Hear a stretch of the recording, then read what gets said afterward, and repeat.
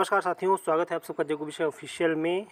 एक बहुत ही अच्छी खबर जो कि बीएड सहायक शिक्षकों से संबंधित है निकल कर सामने आ रही है।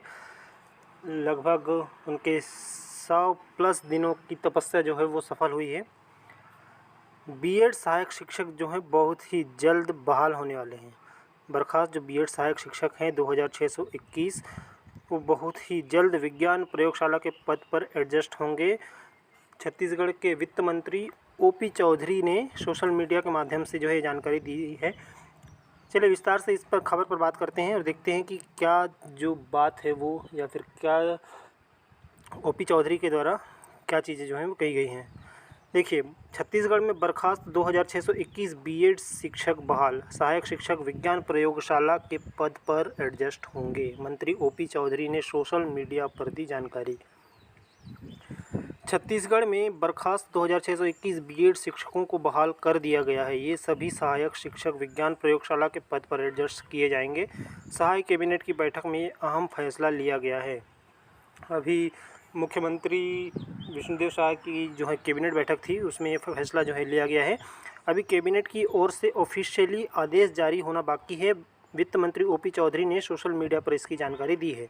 तो ऑफिशियली इसका ऑर्डर नहीं आया है, लेकिन कैबिनेट बैठक में जो है इसका निर्णय ले लिया गया है। रायपुर में सहायक सरकार की कैबिनेट बैठक चल रही है। छत्तीसगढ़ में इस समय सबसे बड़ा नक्सल ऑपरेशन चल रहा है। मंगलवार को देश के इंटेलिजेंस चीफ तपन डेका ने पुलिस हेडक्वार्टर में बैठक ली। आईबी की बैठक के बाद तुरंत कैबिनेट की बैठक का फैसला लिया था। देखिए, ये जो है ओपी चौधरी जी का जो सोशल मीडिया पोस्ट है। कैबिनेट का ऐतिहासिक निर्णय, सीधी भर्ती 2023 में सेवा समाप्त 2621 बीएड अर्हताधारी सहायक शिक्षकों का सहायक शिक्षक विज्ञान प्रयोगशाला के पद पर समायोजन। तो साथियों, बीएड सहायक शिक्षकों के लिए बहुत ही अच्छी खबर और खुशखबरी है। आगे देखिए, 18 अप्रैल को ख़त्म हुआ था आंदोलन। ये जो है 126 दिनों तक आंदोलन कर रहे थे। कठिन तपस्या की है इन्होंने और फाइनली इनकी जो तपस्या है, इनका जो परिश्रम है वो सफल हुआ है। बता दें कि नवा रायपुर के तूता धरना स्थल में 126 दिनों तक चले बर्खास्त बीएड सहायक शिक्षकों का आंदोलन 18 अप्रैल को ख़त्म हुआ था। सीएम विष्णुदेव साय से मुलाकात के बाद प्रदर्शनकारियों ने यह आंदोलन समाप्त किया था। इससे पहले शिक्षकों ने सामूहिक मुंडन भी कराया था, अंगारों पर चलकर प्रदर्शन भी किया था। तो तरह तरह की चीज़ें इन्होंने की थी, अलग अलग प्रकार से इन्होंने जो है आंदोलन किया था। रक्तदान किया था इन्होंने, सामूहिक मुंडन करवाया था, यज्ञ और हवन किया था, इच्छा मृत्यु की भी मांग की थी इन्होंने। और ये सही अभ्यर्थियों ने भी ऐसे ही कुछ प्रदर्शन जो है वो किया था और उनकी मांगें भी पूरी हुई थी। और बीएड सहायक शिक्षकों की मांगें भी जो हैं अब पूरी हो रही हैं। क्या है पूरा विवाद तो आप सब जानते ही हैं, फिर भी चलिए एक बार बता देते हैं। 10 दिसंबर 2024 को छत्तीसगढ़ हाईकोर्ट ने एक बड़ा फैसला सुनाया। सहायक शिक्षक पद के लिए केवल डीएड डिग्रीधारी पात्र होंगे, बीएड धारकों की नियुक्ति रद्द की जाए। इस फैसले ने 2897 सहायक शिक्षकों की नौकरी छीन ली थी। इनमें से 56 शिक्षक ऐसे हैं जिन्होंने दूसरी सरकारी नौकरी छोड़कर यह पद ज्वाइन किया था। कोर्ट ने सरकार को 15 दिनों के भीतर भर्ती प्रक्रिया पूरी करने का आदेश दिया था। और उसके बाद जो है डीएड अभ्यर्थियों की जो है नियुक्ति हुई थी। निकाय चुनाव से पहले शुरू हुआ था आंदोलन। देखिए, इनका जो आंदोलन है वो काफ़ी लंबे समय तक चला था। जैसे कि मैंने बताया 126 दिनों तक इनका आंदोलन चला हुआ था और ये लगातार प्रदर्शन कर रहे थे। देखिए, स्टेप बाय स्टेप देखते हैं क्या क्या इन्होंने अपने आंदोलन में की स्थिति को किया है। 14 दिसंबर अंबिकापुर से रायपुर तक पैदल अनुनय यात्रा शुरू की थी। रायपुर पहुंचने के बाद 19 दिसंबर से यात्रा धरने में बदल गई। इस दौरान शिक्षकों ने सरकार और जनप्रतिनिधियों को अपनी पीड़ा सुनाने के लिए पत्र भी भेजे थे। 22 दिसंबर को धरना प्रदर्शन शुरू होने के बाद शिक्षकों ने धरना स्थल पर ही ब्लड डोनेशन कैंप लगाया था।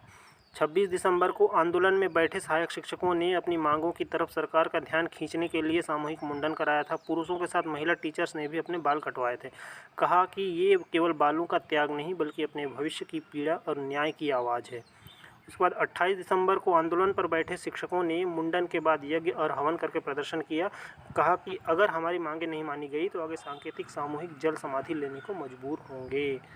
29 दिसंबर आदिवासी महिला शिक्षिकाओं ने वित्त मंत्री ओपी चौधरी से मुलाकात की कोशिश की, लेकिन सफलता नहीं मिली। 2 घंटे तक बंगले के सामने मुलाकात के लिए डटे रहे थे। फिर 30 दिसंबर को पूर्व प्रधानमंत्री अटल बिहारी वाजपेयी की तस्वीर लेकर जल सत्याग्रह किया था। प्रदर्शनकारियों ने कहा कि वे अपनी मांगों को लेकर अटल है, सरकार तक ये संदेश देना चाहते हैं कि सुशासन में हमारी नौकरी भी बचा ली जाए और समायोजन भी किया जाए।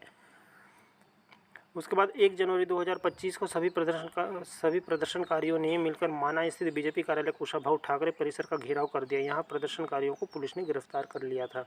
2 जनवरी को पूर्व मुख्यमंत्री भूपेश बघेल ने पहुंचकर आंदोलन को समर्थन दिया था। उसके बाद 3 जनवरी को सरकार ने एक उच्च स्तरीय प्रशासनिक कमेटी बनाई थी। मुख्य सचिव की अध्यक्षता में बनी इस कमेटी में 5 अधिकारी शामिल हैं। 3 जनवरी को ही मांगे पूरी नहीं होने से नाराज सहायक शिक्षकों ने सामूहिक अनशन शुरू कर दिया था। फिर 6 जनवरी को राज्य निर्वाचन आयोग जाकर मतदान बहिष्कार के लिए आयुक्त के नाम ज्ञापन सौंपा गया था। 7 जनवरी को शालेय शिक्षक संघ ने आंदोलन को अपना समर्थन दिया था। 8 जनवरी को बीरगांव में छत्तीसगढ़ मुक्ति मोर्चा ने आम सभा की और रैली निकाली। फिर 10 जनवरी को एनसीटी यानी national council for teacher education की शव यात्रा निकालकर प्रदर्शन किया था। 12 जनवरी को माना से सदाणी दरबार तक दंडवत यात्रा निकाली गई थी। बहुत कठिन समय इन्होंने झेला है। 17 जनवरी को पीसीसी अध्यक्ष दीपक बैज और पूर्व अध्यक्ष धनेंद्र साहू ने धरना स्थल पहुंचकर आंदोलन का समर्थन दिया था। 18 जनवरी को ओपी चौधरी के बंगले का सुबह 5 बजे घेराव कर दिया था।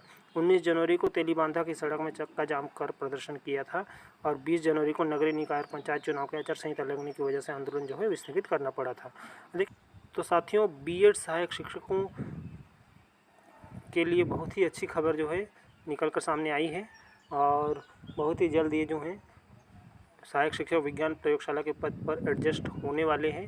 हालांकि ऑफिशियल नोटिफिकेशन इसका नहीं आया है, लेकिन कैबिनेट में इसका निर्णय जो है वो सरकार ले चुकी है।